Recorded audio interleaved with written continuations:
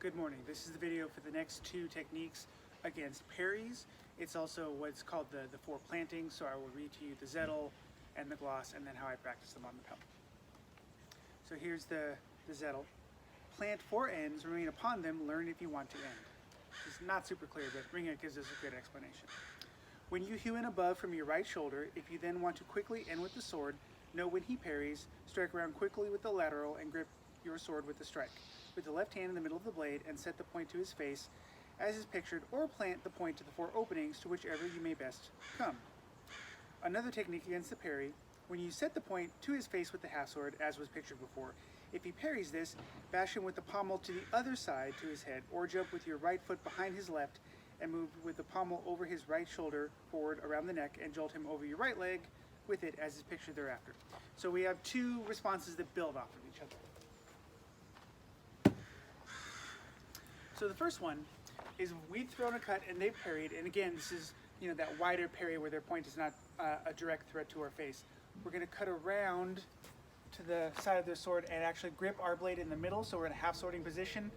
We're getting the pressure back on their weapon, and then we're going to stab them in the face. So it's a pretty quick little turn, 1, 2, thrust.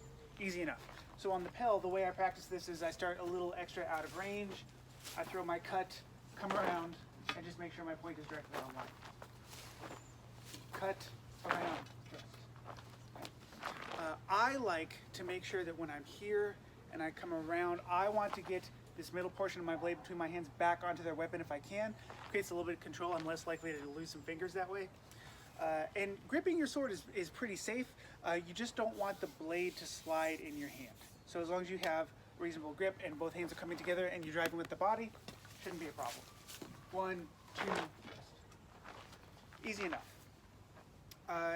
For the SCA, half swording is in a little bit of a gray area.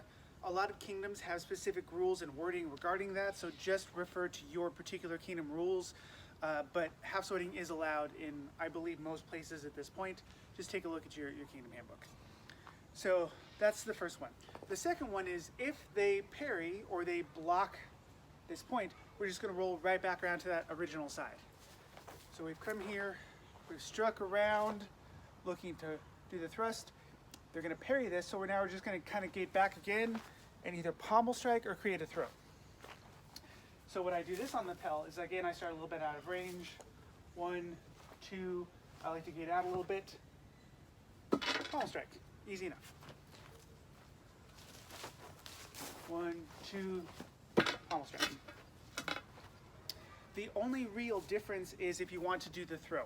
So what we're going to try to do is get this kind of right angle forearm handle on the opponent's right neck, and then we're going to throw them over our right leg. So what's happened is we've come here, we've looked for the thrust, they parried it aside, so we're going to go with that motion, and we want to come in with this right leg, and we're going to hook their neck and then throw them over our right leg. So it's kind of a wrenching this way.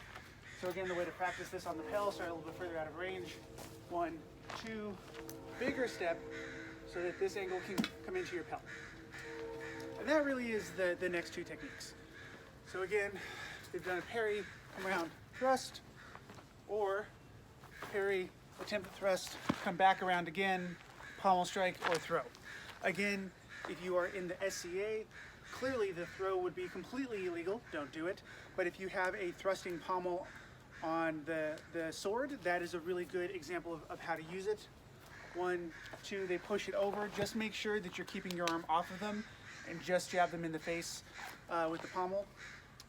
Although the rules are a little weird in SCA heavy combat with pommel strikes, when I have had one on my sword, I choose to use it as a smashing pommel and not a point, because you wouldn't really have dagger points on the back of your weapon. So I've only ever thrown them to the face as a potential fight ender. Don't throw them to the torso or the arm of the leg. It's cheesy, and in our assumed armor standard, a pommel to the chest of an armored opponent's not going to do anything to them. So throwing a pommel to an open face helmet would make sense. Please don't try to game the system. It's just tacky. But again, 1, 2, thrust, or 1, 2, pommel strike, or throw if you're in a context that allows for the throws. So I think that this is a pretty straightforward set of techniques. play with them. I think they're a lot of fun, and just make sure you're following whatever your Kingdom guidelines are if you're doing this in a SEA heavy context. See everybody next week.